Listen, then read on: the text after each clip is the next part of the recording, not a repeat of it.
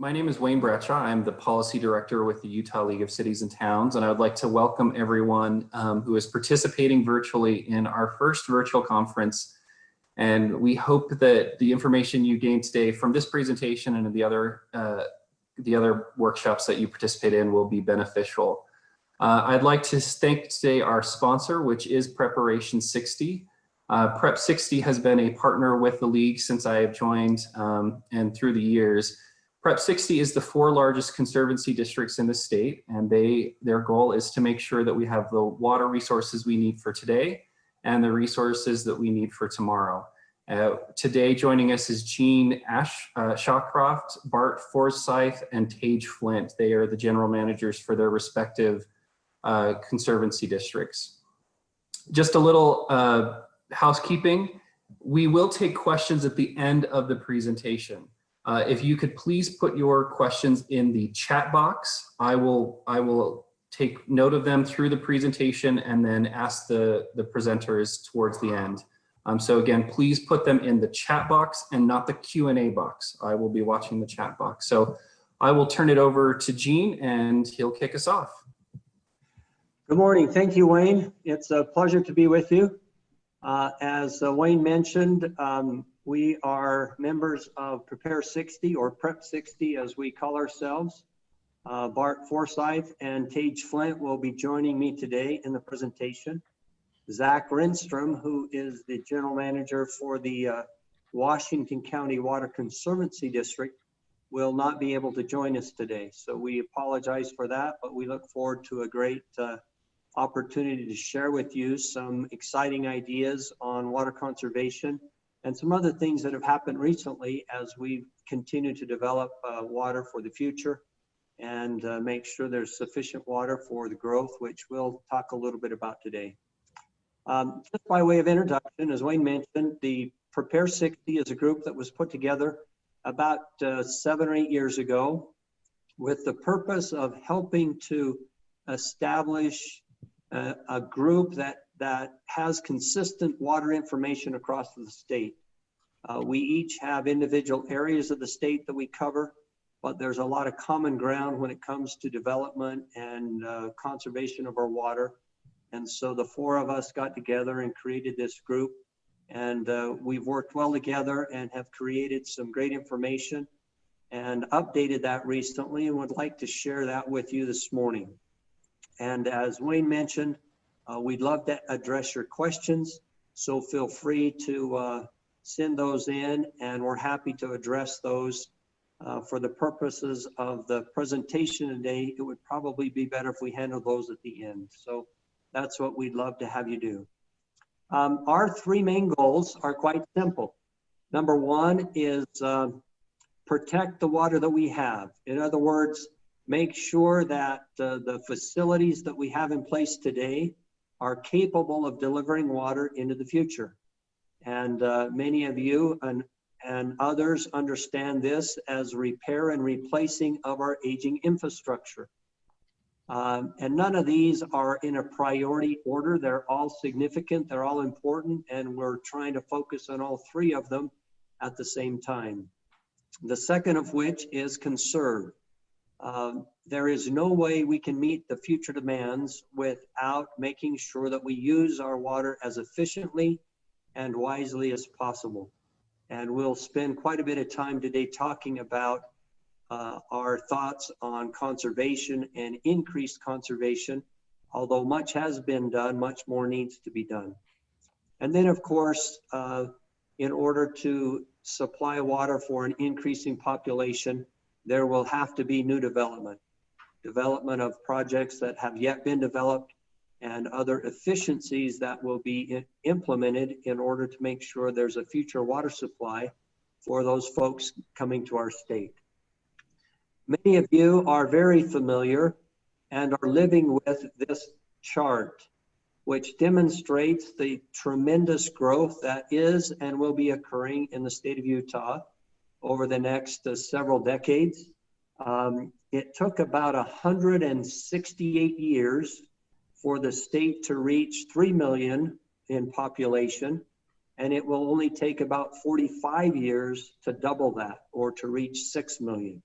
the second 3 million. And so that's a tremendous amount of growth. And most of that growth, frankly, will occur within the boundaries of the districts that are represented in Prepare 60. About 85% plus of the state's population live within the districts, these 4 districts boundaries. And so much of this growth, as you see here, will occur in those boundaries. And we feel a tremendous amount of responsibility to make sure that there's a water supply for the next 3 million folks that move into our state. And by the way, in 2014, 90% of that growth was our own population, our own children and grandchildren.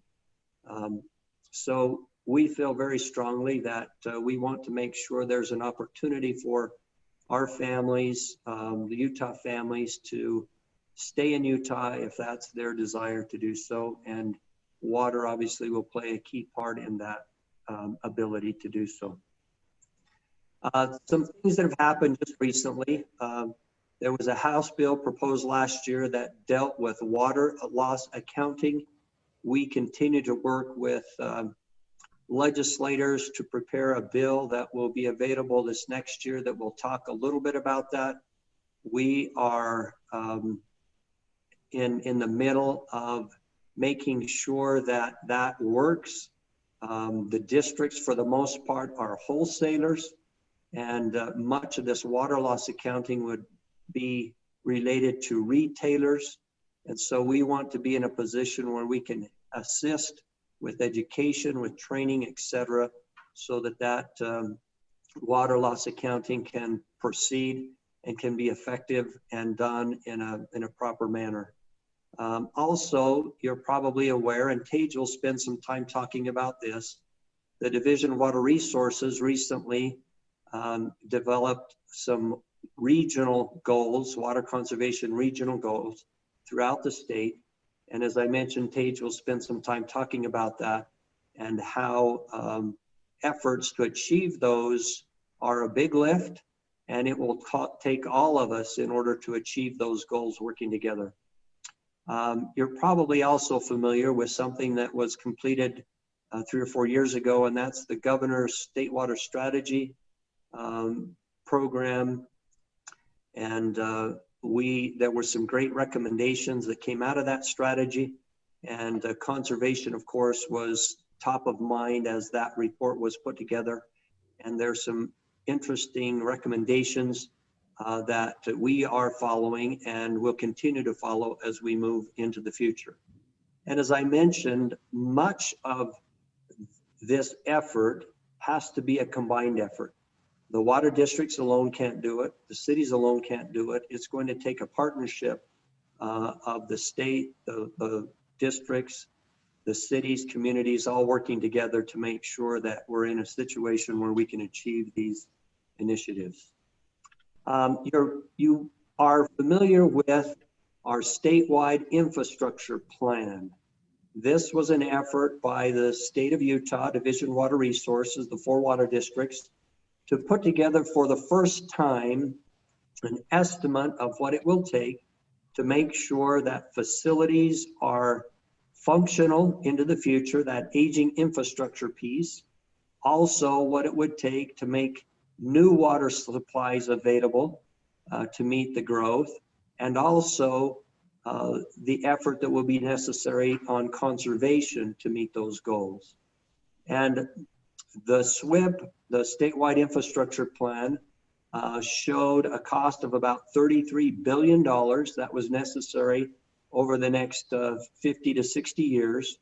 And we recently updated the Statewide Infrastructure Plan. It was available for the first time, our second version, second edition, in May of this year.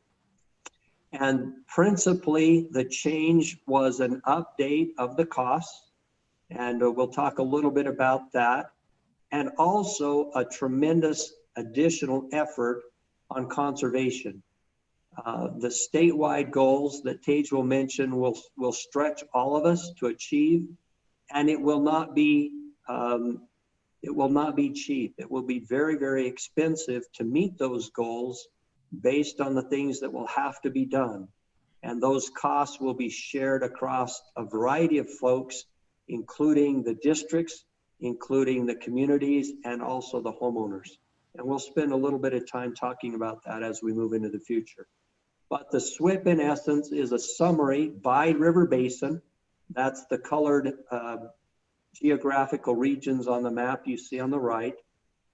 Basin by basin, river basin, of the costs necessary to achieve the efforts that are necessary in order to meet the demand of the future population as we move into the future. The SWIP has a breakdown by decade of costs that will be necessary, broken down into categories.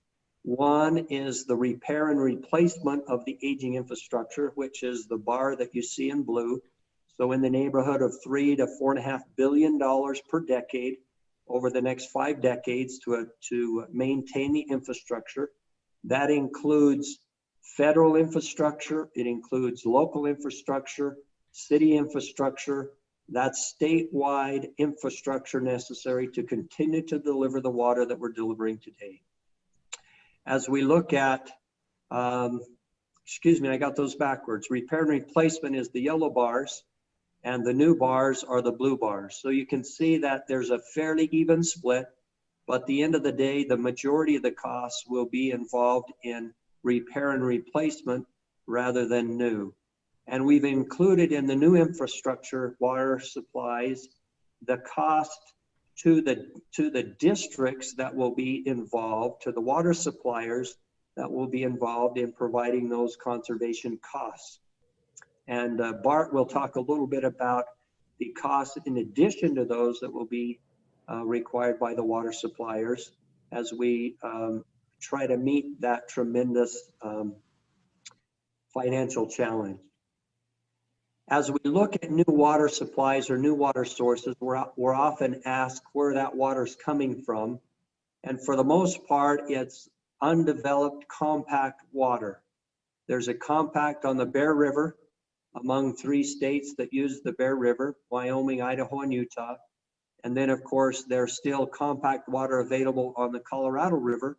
And that involves the 7 Colorado River states, California, Arizona, Nevada in the lower basin, and New Mexico, Utah, Wyoming, and Colorado in the upper basin. And the majority of that Colorado River, that 86,000 acre feet, would be water that would be available to the St. George area. As we look to the future, as we mentioned, the SWIP that we put together about 4 or 5 years ago had an estimated cost of about $33 billion. Those were in 2014 dollars. We have now updated the SWIP, so it's based on 2020 construction dollars. And that led to a little bit of an increase from 33 to 38 billion. And you can see on the pie chart how that's broken down into repair and replacement of existing and aging infrastructure, what that looks like as far as conservation numbers go. And you can see that's a tremendous number, $12 billion to achieve conservation that the state has as a goal. And then about 8 billion for new infrastructure and new supplies of water. And so that gives you just a little bit of background about Prep 60, about the SWIP. We hope that the SWIP can be used as kind of a guidance document as we move into the future for the kinds of effort that will be necessary. It's not a detailed list of all the projects that will be necessary, but it is an estimate of those projects that will be necessary in order for us to achieve the ability to make sure there's a good, clean drink of water for everyone coming to the state as we look into the future. So with that, I'll turn it over to Bart, and he'll give you some great information on conservation and straighten out everything I messed up on. So Bart, it's all yours. Well, thank you, Gene, and good morning to everyone. Appreciate being with you, and thanks for attending this session. As Gene has mentioned or discussed with you this morning thus far, in the new SWIP and with respect to the water districts, we are placing a greater emphasis now on water conservation moving forward in our planning efforts. And as we've mentioned, we've made really good progress to date. You can see on this slide 20% reduction through 2018, but more is needed, especially if we're going to continue to provide a reliable, sustainable, and resilient water supply moving forward with all the challenges that we're going to be facing in the future. A lot of those are shown here on this slide, not the least of which is the tremendous population growth that we're planning to see in our state, about a doubling of population. And I'll have to tell you that conservation moving forward is not going to be cheap. We're going to be looking to spend a lot of money. Now, I think we could probably say that most of the easy water conservation has been achieved, and now we're really going to have to up the ante moving forward to achieve additional conservation. And I also just like to say that not every community, not every region in our state is the same. So we're going to need to look at various means and methods to achieve additional water conservation, because every one of us have our own set of parameters in our planning for the future. Next slide, Jean. So you see on this slide that we call this the 3 pillars or the 3 building blocks to achieve water conservation. And you'll see here education, incentives, and then regulations. And I think for the most part, since 2000 through present, we've focused a lot on education, and over the last maybe 3 to 5 years, you're seeing more from the water conservancy districts with respect to incentives, providing money back to homeowners and others to achieve additional conservation. The one area that really remains is the area of regulation. And this, an example of this would be where communities are willing to adopt, say, water efficiency standards for new development moving forward. And we think this is an area where we need to really start talking about how we might go about doing that. Next slide. So what have we done so far?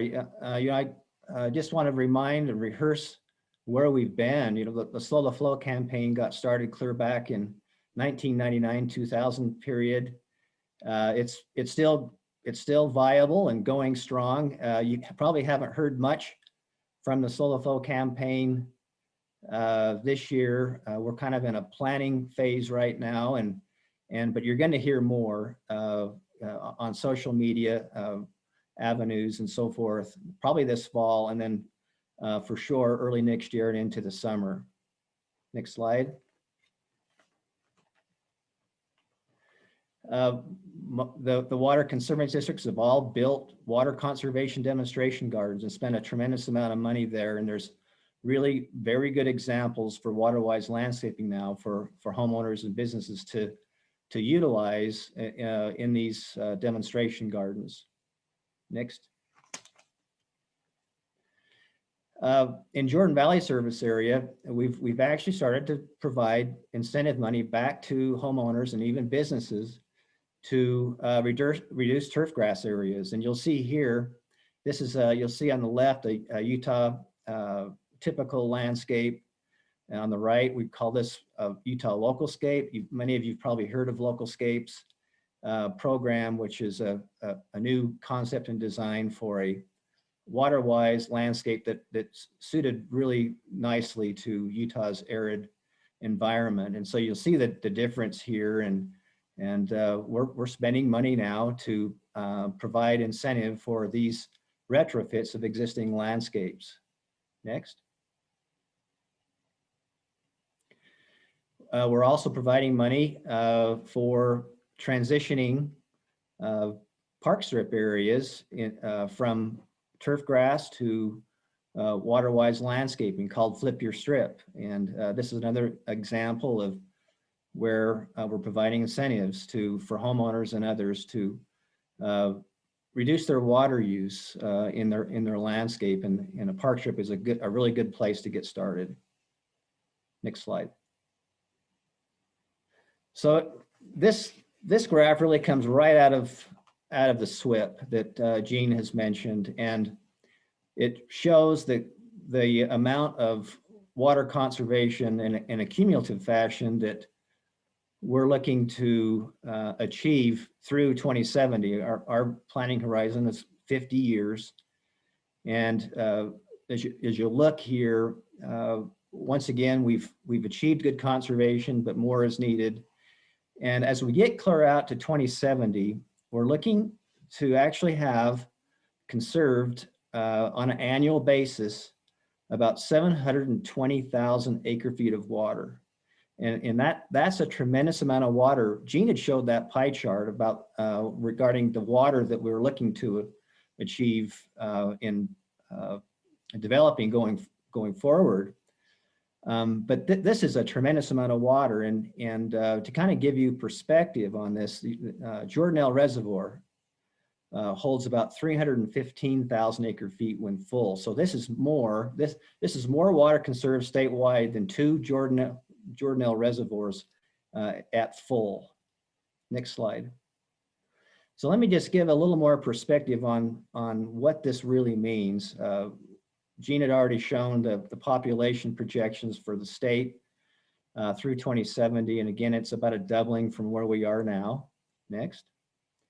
And what I've put on here is in red is what the demand would be in terms of M&I water demand if we continue to use water as we did back in year 2000. Of course, we've achieved reductions in per capita use since then. But if we were to continue on that same pathway, the M&I water demand would be, statewide would be about 2 million acre feet of water. Next slide. And so if we then project into the future what our water demand based on per capita use would be in 2018, using the 2018 per capita use numbers, once again, we've made good progress in conserving. You'll see that we've reduced substantially the amount of water necessary to develop clear out through 2070, and that you see the gray area. That was the red, and so the yellow area would be where we would be in 2018 per capita usage rates, and that vertical distance there in 2070 shows the amount of water that does not need to be developed, or the amount of water that's conserved. Next slide.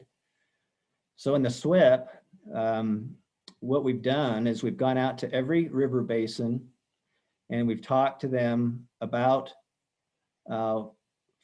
additional goals in achieving water conservation moving forward to achieve additional conservation. And based on those goals, the green area shows where we would be in 2070 as far as the M&I water demand. And you can see substantial savings, and there's that number again, 720,000 acre feet of water that would be conserved. And I'll have to tell you that the question is there enough, would there be enough water in our state that would be available to replace this in water development? And for M&I water purposes, and I'd have to say it's a resounding no. That this kind of gives you a feel for why water conservation is essential in moving forward and meeting our future water demands and providing enough water for the growth that we're going to see. Next. So in the SWIP, we do the best we can to project the costs of water conservation moving forward. And you'll see here in this pie chart, we're projecting about $2.5 billion of costs that would go to water suppliers in the form of all, the 3 building blocks that I've talked about, a lot of incentive money moving forward. And then you'll see this larger number, 9.5 billion, that would be shared by our communities. Now this, we've made some assumptions here, and it's possible this pie chart can change over time, but what, to give you an example of a community cost, would be if, for example, there were regulations that were put into place across the state for, say, water-wise landscaping, there's no question that water-efficient landscaping is probably going to cost a little more money. And we think that the water districts will be there to provide incentive money, but this is just one example of where the community is probably going to need to spend more money moving forward in new development and even retrofitting existing landscapes to achieve water conservation. Next. So on this slide, Tage is going to talk about Utah's regional M&I water conservation goals. That was a publication provided by the State Division of Water Resources. You'll see here that it was issued last year in November. And in that publication, it talks about costs of conservation moving forward. On this slide, the number of dollar signs shows greater costs. And you'll see here was water conservation education. When you get to water-wise landscaping, retrofitting an existing landscape costs a lot more money than putting a new landscape in the right way the first time. And so we have a good opportunity now to set the direction really for our state. We know we need to conserve, and we know in many respects it's going to mean a different type of landscaping scenario. And so the best way that we can move forward really is to put them in correctly now, and it'll save us a lot of money moving forward, because once again, coming back later to retrofit a landscape, you've heard about the cash for grass concept in other states. That's where we would probably be unless we start making these changes now on how we develop and construct moving forward. So I think, Gene, that's my last slide. And I think I'm ready to turn it over to Tage, and he's going to talk about some of the things that Weber Basin Water District has done in conservation. Okay, thanks, Bart.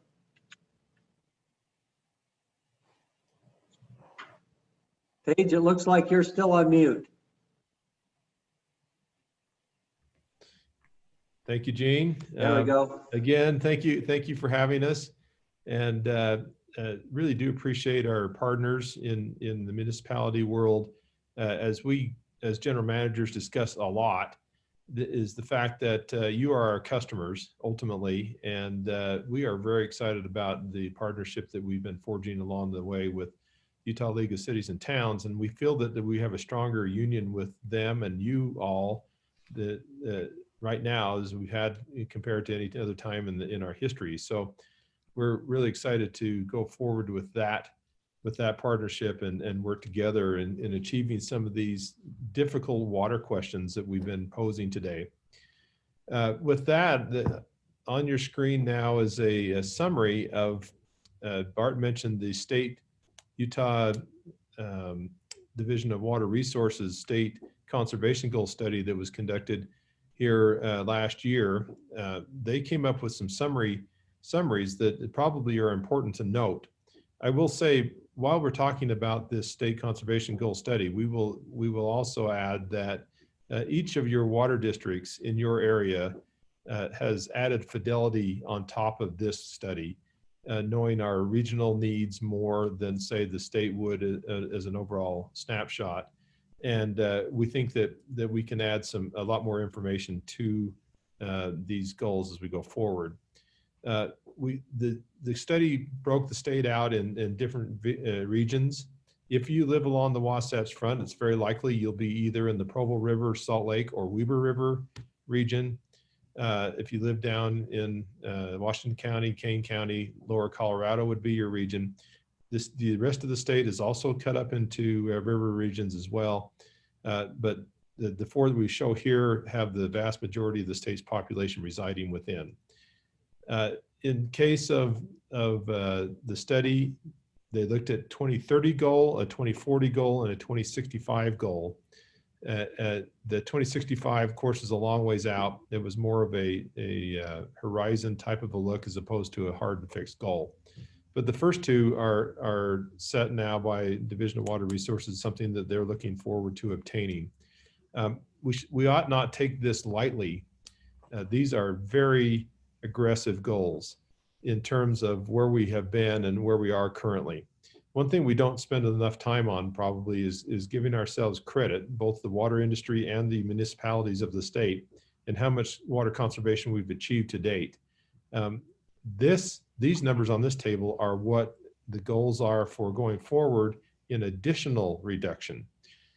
We can say with good confidence that since the year 2000, the Utahns have saved 18 to 22% against their per capita usage in those 2 decades already. And so the message has been received. The public has been responding fairly well. But these goals are very aggressive and on top of what we've already achieved, to say that if you live in the southwest part of the state, 19% is the additional per capita usage reduction is what's required. Not required, but is set up as a goal for that area. Down in Utah County, 20%.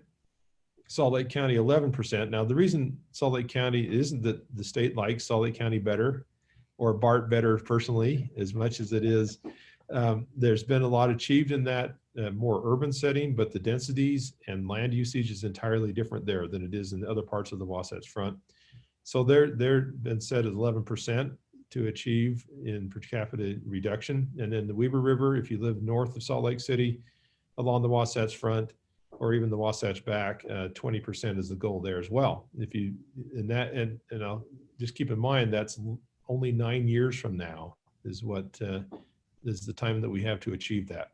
By 2040, so another decade on top of that, you can see where the goals need to go from there.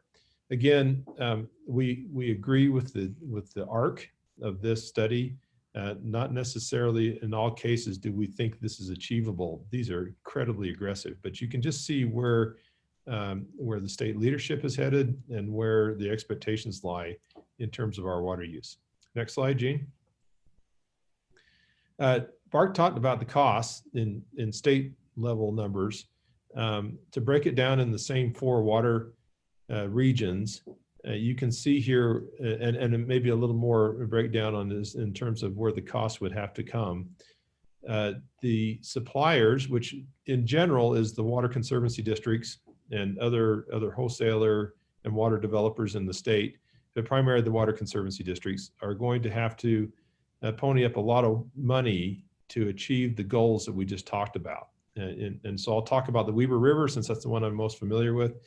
$172 million over that span in order to achieve the goals that the state set out.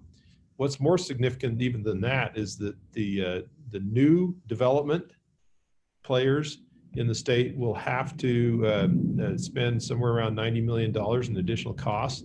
And that's probably in the form of new types of landscapes going in new, as Bart had talked about, instead of retrofitting later, which is more expensive. The homeowner is going to feel the brunt of most of these costs in terms of when they put their landscapes in, what are they going to spend? And you can see there, they're just astronomical numbers. They're absorbed by a huge population, but nonetheless, I think will be noticed as they start to be encouraged to put different kinds of landscapes in that are likely going to have a larger unit cost per square foot. But in terms of total dollars, we're talking billions of dollars that need to be spent to achieve these goals. It shouldn't be taken lightly, and it should be infused now with some reality, both from the water suppliers and from you as municipalities, to give feedback back as to what will be acceptable and how fast can your public consume these types of concepts. Next slide. Bart mentioned as well that water conservation, as did Gene, is our priority in this state. As I like to put it, water conservation is our largest water development project going forward. It will eclipse anything that we might build from Lake Powell over to the southwest part of the state. It'll eclipse anything we do on the Bear River or anything we do in the interim on our own river systems for water development. The amount of water that we think that we have to and will save through conservation programs will exceed any of the new water development projects on their own. Okay, next slide. We should, again, give ourselves some credit. There's already been well over $350 million spent in water conservation. A lot of those dollars have been spent by the water conservancy districts in terms of getting public education out there, putting out sample codes and standards for builders and for municipalities. We have water race restrictions. We've talked about tiered water pricing concept for all our municipalities. Metering all of water use, and I'll talk about that here in a moment more. And we talked about the landscaping. There's a lot to water conservation, not the least of which is the public education piece, which we've been very consistent on through the Slow the Flow campaign. However, we now are ready to turn those words into more actions in our outdoor landscape. I might add too that our outdoor landscape is our focus, largely because the majority of the water that we consume in a household environment is outside. And so the savings and the inefficiencies are there such that we ought to focus most of our time on our outdoor watering. Next slide. I want to talk about secondary water and secondary water metering for a moment.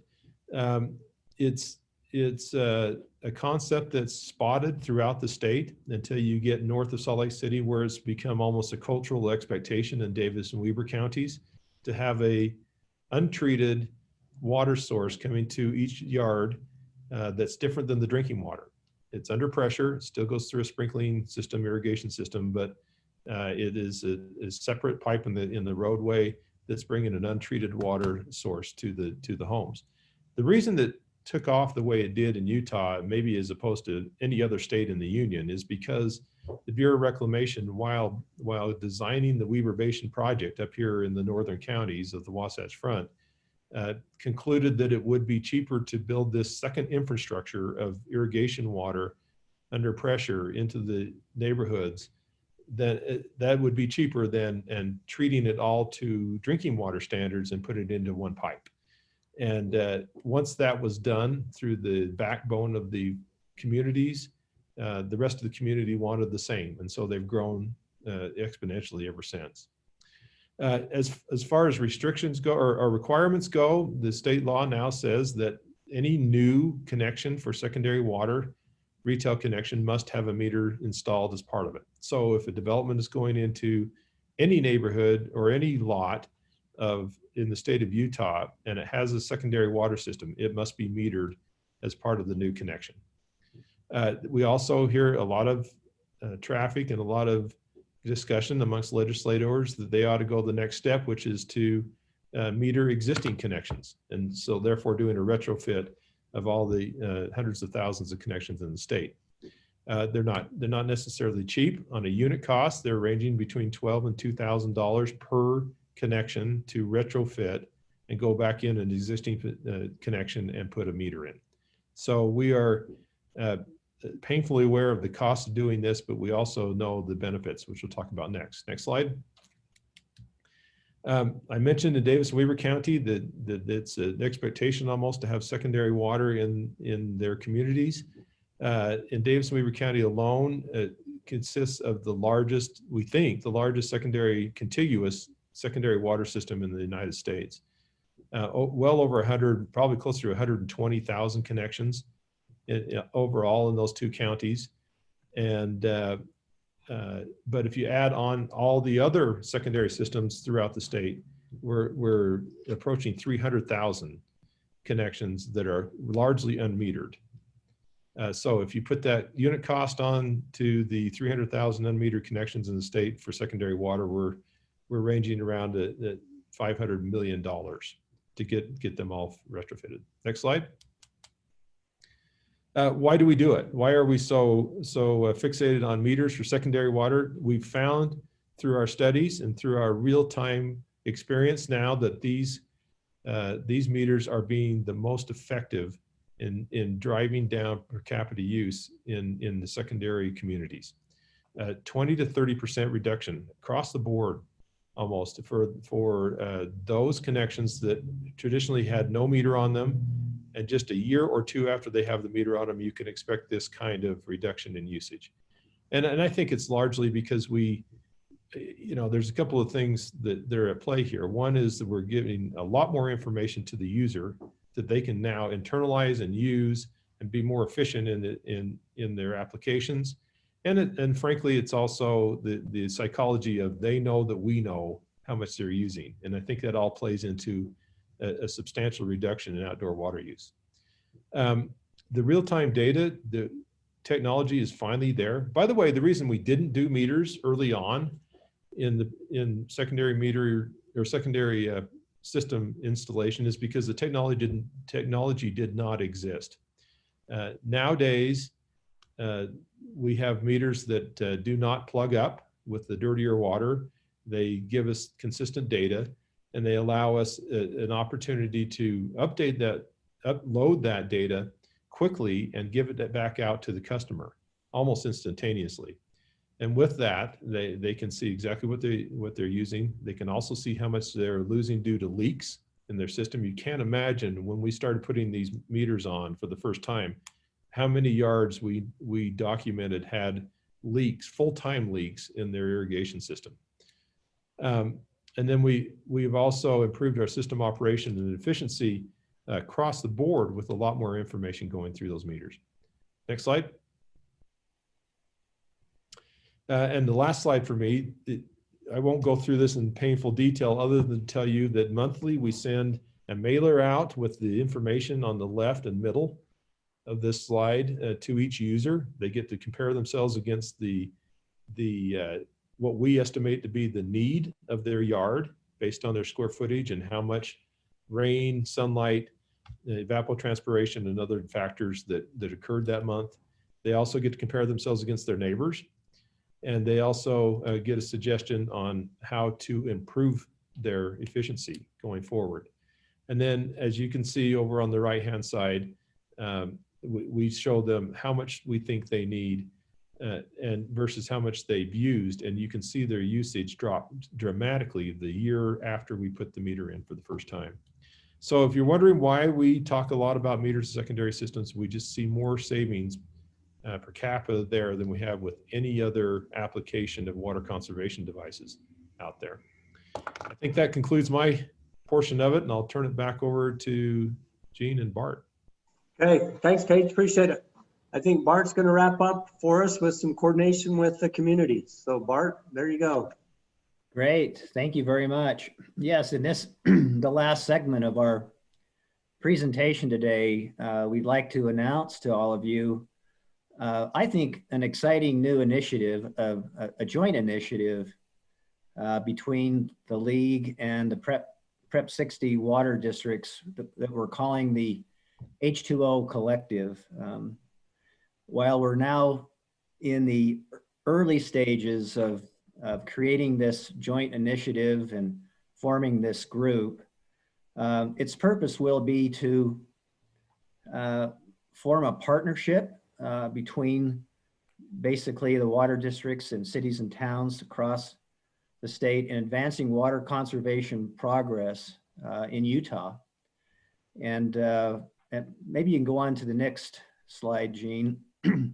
So I wanted to bring this back, but I think this chart really kind of shows why this partnership is vital and in fact essential in achieving additional water conservation progress across the state.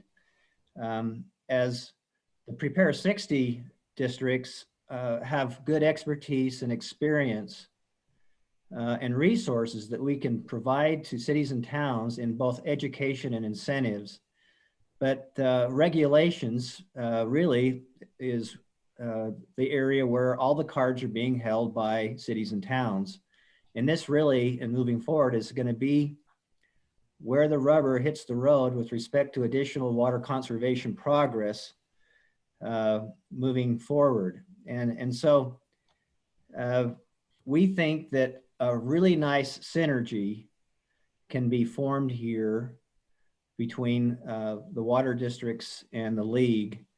And I think if we can move on, Gene, to this next slide, I think, one of the things that I wanted to mention here is that, and I think I've already done that somewhat, is that, it's not a one size fits all. We realize across the state of Utah, that every community has its own set of parameters. We're all a little bit different, and we have diversity across the state. And so what we hope to achieve here in moving forward is to come up with a whole toolbox of options that can be offered to cities and towns that can be used then once again to achieve additional conservation. And the water districts will be right there with you. And I think that's our pledge. Our pledge is that we will assist you, and what we're going to be asking from cities and towns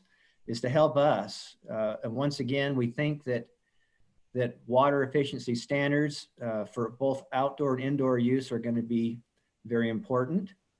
And as Tage just mentioned to you, currently Jordan Valley Water and Weber Basin, Central Utah, about 60 to 65% of all the water that we supply for drinking water purposes in many respects is applied to our landscapes. And naturally, that's where the largest potential for water conservation exists moving forward. And you'll see here down on this list, model ordinances. We hope to, with this group and with this partnership, to prepare ordinances that can be used moving forward to allow us to construct and develop new landscapes, new buildings and homes in a water efficient manner. So I think with that, that's really all I had to say with respect to this new initiative. It is new. We do hope to come back soon or next year and give you an update on our progress here. And I think you'll probably hear more about this as time goes on. And with that, once again, we're excited about this. We're excited about the opportunities and possibilities. We look forward to working with you. And once again, thank you for allowing us to spend some time with you this morning and to provide information on our planning and how I think it's going to be so important that we plan together, where water planning and land use planning really need to merge as we move forward into the future. And with that, I think Wayne, I think we're ready to handle any questions that we might have. Great. Well, thank you for your presentation. And before we move into questions, I will say that I'm also participating in the H2O Collective. And I think there's some exciting things, some exciting conversations going on there. And hopefully in the next year or so, we will have some meaningful and effective tools for cities and towns across the state in trying to implement conservation in their towns. So the first question came from Jared Stewart. He says, does the SWIP consider the West Desert Basin and goals for that region?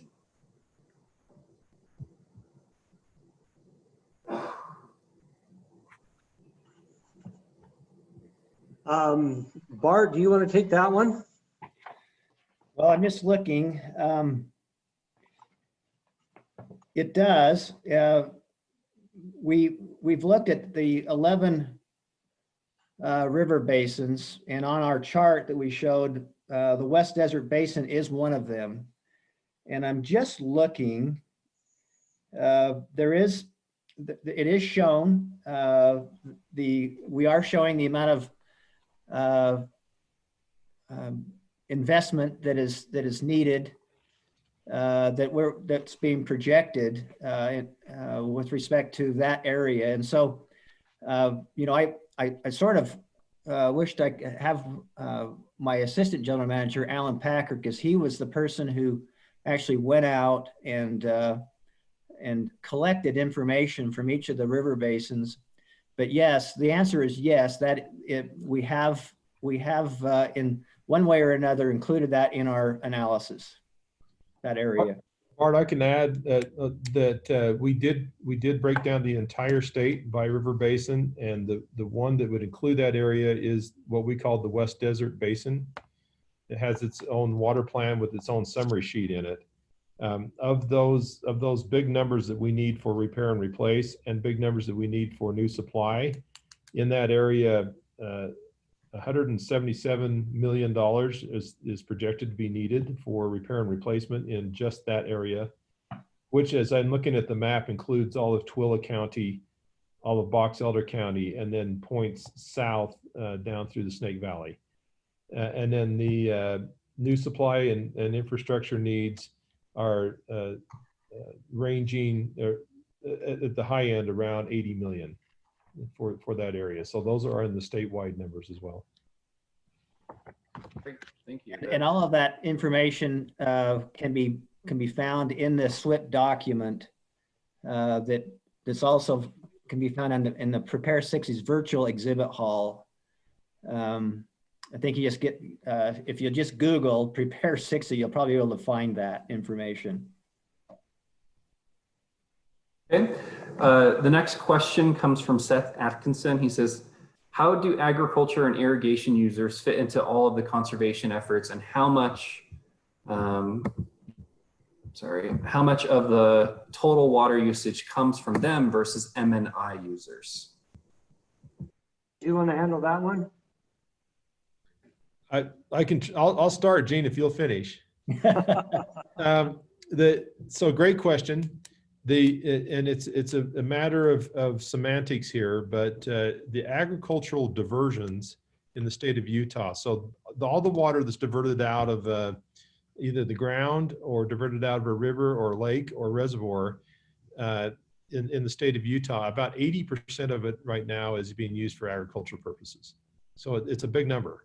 The thing to remember about that is that water that is diverted for an agricultural use is largely averaged about 50% consumed and 50% returned back to the natural system.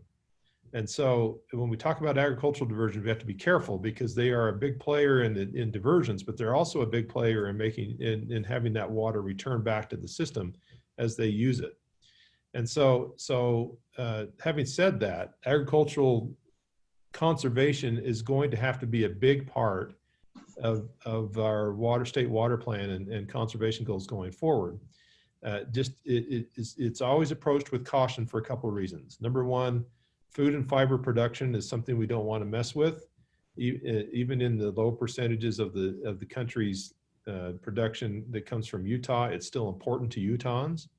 Second thing is that Utah's citizens value that open space highly and the agricultural roots, if you will, of our community. And the third thing is they are, again, using water only partially and returning it back to the system. If when we conserve water out of agricultural means, we have to be sure and put it into, say, an urban setting. We have to be darn sure that we're not robbing the return flow that goes to the natural system in that conversion. Gene? Paige, I would just add that, and that's a great question, and it's one that comes up often because of the huge number. About 80% is diverted for agricultural purposes. So people think, well, why don't we just take another 20% and then we double our water use for municipal and still have 60% for ag? And being a mathematician, which I'm not, that sounds like a pretty easy deal. But the reality is most of that 80% that's diverted is not in areas where the population is growing. A lot of that water is used in rural communities around the state, and it would be horribly expensive to try to move that water to any place if there was political will to do so. And so that 80% is really what provides an economy for many of the rural communities of the state, which we all know are already struggling economically. And so if there was an effort to move that water, that would be a huge impact on those areas. And so as simple as the math might be, the reality and the politics and the costs really lend toward not being able to just simply convert another 20% to municipal uses and solve our problem. So that it is a complex problem. It's a great question and it comes up often, but in reality, it's not as simple as it sounds. So. Great, thank you. This other question comes from Heidi Franco. She says, our city is studying how to replace 70-year-old water and sewer lines. Does the conservancy districts help identify funding, grants, loans that could be available for this? Bart, you want to handle that one? I'm trying to understand the question. So in your repair and replace slides, you talk about the aging infrastructure. And I think what Heidi's asking are, can you help her identify funding sources for their community to replace their aging infrastructure? Yeah, so naturally for a water district, our funding sources are derived through three revenue sources, water rates, the user charges, we have a little bit of property tax, and there's some impact fees that are used to some extent. But with respect to the revenue sources that might be available, or even grant money and loans, I think the State Division of Water Resources has a loan program that could be helpful. We've taken advantage of that in the past, and so that might be useful. Honestly, it may come down to some borrowing and then paying the cost of borrowing back over a period of time. That's something that the three water districts here know all too well about our abilities to go out and to borrow funds, borrow money, and then to pay it back over a 30-year period. Those are the methods that we use: user charges, a little bit of property tax, and then impact fees, and then we borrow. And I would say that you ought to be looking at a mix of those if you have those abilities to help pay for replacement of aging infrastructure. From our perspective, for the most part, Jordan Valley Water is in a process of pay-as-you-go for our repair and replacement. So the revenues that we bring in each year through water rates basically pay for aging infrastructure replacement. That's how we've set it up. It's my guess is that Weber Basin and Central Utah are fairly close, but they probably have, it might vary a little bit from one district to the next. Thank you. We only have 2 minutes left, so I'll end with this last question. There are additional questions that came in through the chat box. I would encourage everyone to visit Prep 60's virtual booth, and you can ask the questions there and get additional information. So this last question comes from Alan Anderson. Will or do the conservancy districts have tools to help cities create water-wise landscape ordinances? So I'm sure this will be the best question to end with. Art, that's definitely yours. Well, we do, and I think currently I'm going to just talk to you about my neck of the woods here at Jordan Valley Water, which provides water to most of Salt Lake County outside of Salt Lake City and Sandy, and we're in the process right now of developing water efficiency standards. We have a nice set of standards now that makes it really simple, I think, for a city or a town to roll those right into their ordinances. We also have a model ordinance that we've developed, and we continue to improve. And I'd really be happy to share it with any city or town in the state of Utah. It's not just for our service area. And I think that the other water districts also can provide help. Once again, this is the biggest area the most important area in moving forward to achieve additional conservation, and we're going to be there to help you. And if any of you would like some of the information that I have available that might be helpful to you, I'm happy to provide it to you. Well, thank you. We're at the end of our time, but I would like to thank our panel today. Thank you for the information and for answering these questions. Again, if you have additional questions, you can visit their virtual booth through the app or through the Crowd Compass website. I also linked the Prep 60 website in the chat box as well. So again, thank you everyone for participating and to our panelists.